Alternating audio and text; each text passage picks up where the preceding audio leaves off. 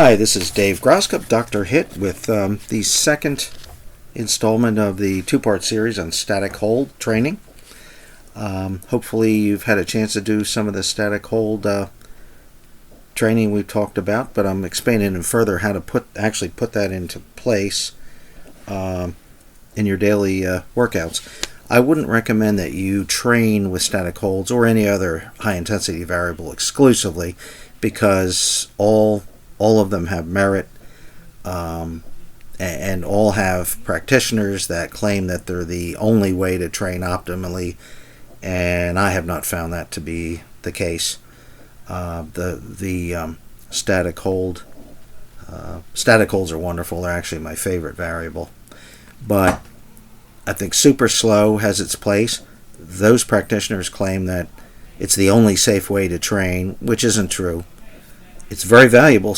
And I will be doing a series on that, or some podcast episodes on that, how to use that in your workouts.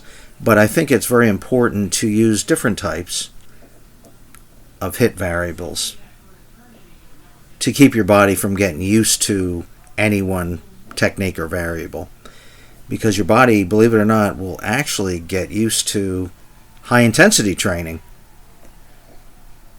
And you need to not consistently every workout or every week change them, but to make progress. But if you use super slow exclusively and don't use any other high intensity variables, or static holds and don't use any other variables, or forced reps or forced negatives, etc., and don't do anything else, your body will get used to that high intensity training, and your gains will slow down. I'm not saying they'll stop, but they'll slow down, even though those variables are excellent. Okay, so getting back to the static holds, the ideal hold times from research has shown that the maximum amount of strength and muscle size comes from a 5 to 10 second hold. So you want to hold the maximum amount of weight you can hold for 5 to 10 seconds, and when you get to the point where you're able to hold the weight in place for, say, 15 seconds, it's time to increase the weight, because you've gotten stronger, and shortly thereafter, strength always comes first, and then size comes second. To continue gaining, you'll need to increase the weight to challenge your muscles more. Gains were also realized with a 10 to 20 second hold. The only problem there is when you get up to the 20, 30 seconds even, you're using lighter weight, so you're not challenging the muscles with as heavy a weight. You want to challenge them with a lot of weight to get muscle size, strength increases. So we want to stick to 5 to 10 seconds. Again, when you go to the 15 second mark, you want to increase the weight. As a rule of thumb, we want to train each muscle group every 10 days. Could be less often, depending on your body's recuperative ability, your conditioning. If you're newer to high intensity, you're definitely going to want to rest 14 days or more between training each muscle group. I like to split the body in half and train half the body in one session, and 3 to 4 days later train the other half. That way you have enough energy to put effort into each muscle group. If you train the whole body, you're not going to be able to put enough effort into the smaller muscle groups, which are the ones that you would train after the large ones. Always train your large muscle groups first.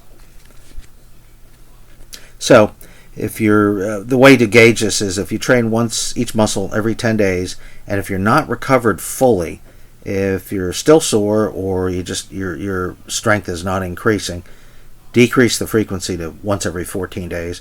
It could even be more, but generally that would be 10 to 14 days of high intensity training would be needed to recuperate from that. And maximum results were realized by training 2 times a week, again splitting the body in half like I mentioned earlier, sometimes less frequently.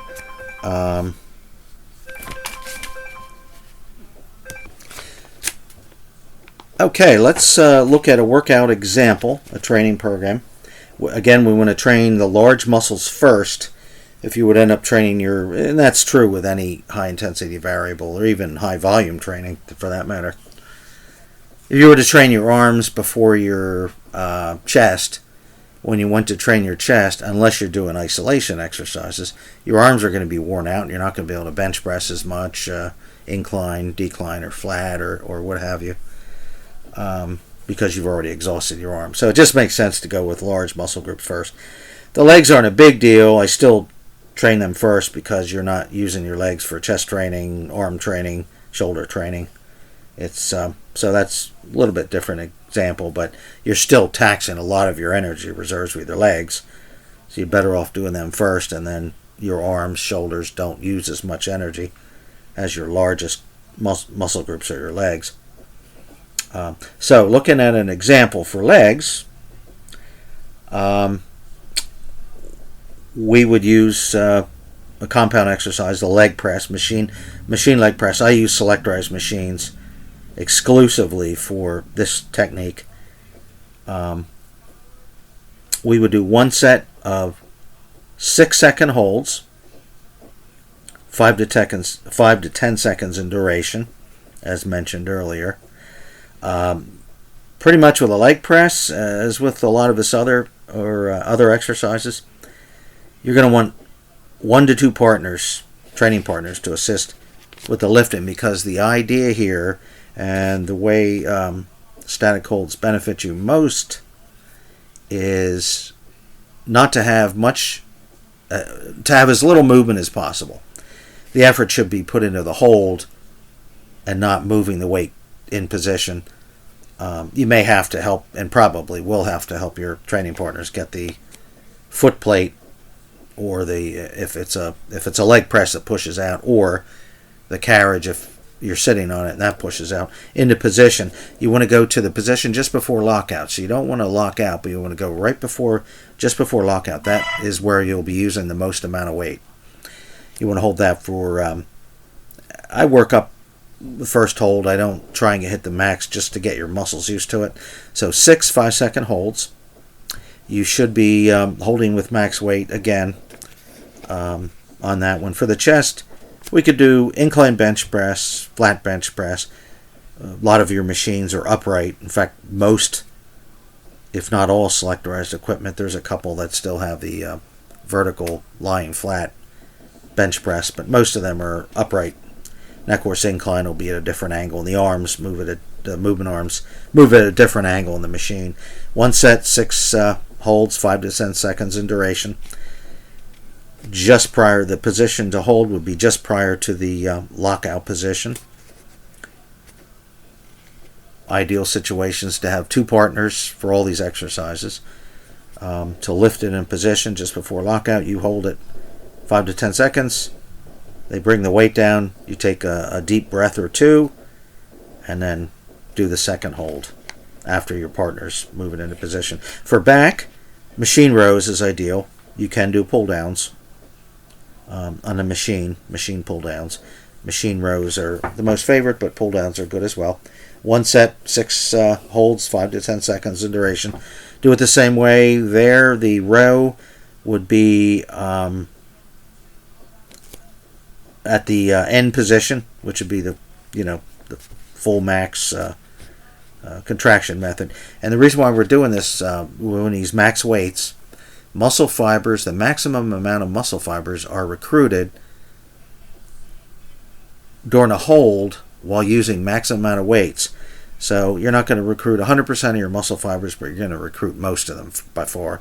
The more muscle fibers recruited, the more inroads you make into the muscle, and the more growth and strength and size that you'll be a result of that. Shoulders, delts, machine press, another compound exercise. Just hold the weight just before lockout. Don't lock out, but just before lockout. One set of 6 holds, 5 to 10 seconds in duration. Perform the same way as the other exercises. Do a 5 to 10 second hold, your partners and you lower the weight down, take two strong breaths. They lift it into position, the weight movement arms into position, and you hold 5 to 10 seconds. Biceps machine curls. Again, one set of 6 holds, 5 to 10 seconds duration. They would be at the just before the end of the curl.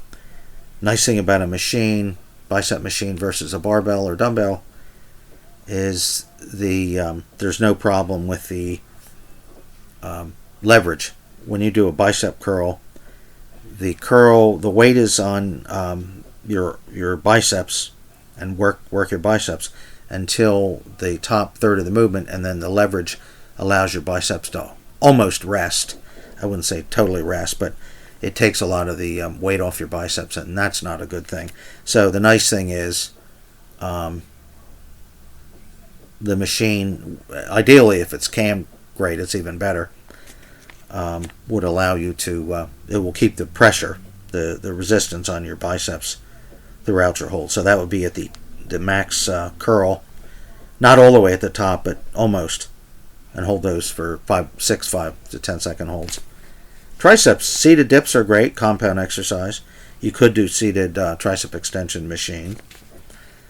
Dips is great as well. One set, 6 holds, 5 to 10 seconds. Just before lockout at the bottom. Just before lockout, hold the weights there. Abs, machine crunch. One set, 6, 5 to 10 second holds. You want to be at the crunch position, not all the way at the bottom, but almost the entire way to the bottom. That's where your maximum effort is. You'll be able to use the most weight there.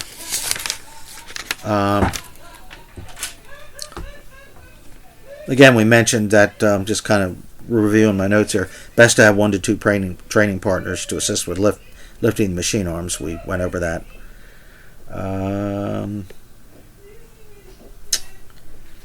Very important. I stressed this on the last podcast, but I like to stress it on all of them. It's very important to warm up the muscle thoroughly before training hard to avoid injuries. Not only that, when blood's in the muscle, you're going to be able to lift more weight. You're going to be able to use more weight in your exercises. So we're not looking to, with the warm-up, we're not looking to, and we don't have to do holds. We can do movements on this to warm the muscle. In fact, that's ideal. 5 reps, light, moderate weight, not enough to work the muscle, just to really give it a little resistance to warm up, but not enough to make an inroad into the strength of the muscle. Again, 5 reps, moderate weight. And as I mentioned at the beginning of this podcast, cycle the holds with other forms of high-intensity techniques or variables. My books contain 2 books exclusively to variables. All of my books integrate them into the training method, but I have 2 books, Dr. Hitt's High-Intensity Training Variables and Advanced High-Intensity Variables, available at Amazon. Just search my name, but the link is in the bottom description of this podcast. Also to my high-intensity blog. But I go over these in depth, the different high-intensity variables. But you want to cycle these to keep your muscles fresh and prevent staleness and boredom too. If you're just doing holds and nothing else, or just super slow, or just to failure, you'll tend to get bored. And there's no reason to get bored when there's so many techniques available with high intensity. There's actually far more than there is with volume training. There is with volume training, but there's a lot more with high intensity techniques, variables to use. So there's no reason to be bored. To failure, just some examples. Forced reps, forced negatives, negative accentuated. You get the idea. And kind of lastly, with this episode, you want to take breaks from training to allow your body to recover fully. And avoid injury, and especially if you have any injuries as a result of training or other physical activities. With high intensity training properly done, the chances of injuries are very slim. Even though you're using maximum weights in holds, with a smooth transition from your partners. That's important too. You want to have a very smooth transition when your partners lift the weight up or do most of the lifting and transfer all of the weight to your muscles to do the static hold. You don't want to have anything jerky. You don't want to have them just quickly release the weight to you, because that can tear a muscle or break a tendon, tear a tendon. You want to have a nice, so your partners need to be experienced and well coached in how to transfer the weight to you. You don't want to have anything sudden. Not that they would transfer it over a minute or anything, but a nice several second transfer that everyone's aware of the timing. You can even verbalize. In fact, I would recommend verbalizing, okay, I'm ready, and then they can let go and allow you to do all the holding. But so hopefully this helps you use the static hold method. I think you'll find your strength increasing, size increasing dramatically with this technique. And I will have some additional episodes on some other techniques for you and some other information. So please stay tuned and check my books out on Amazon. Thank you.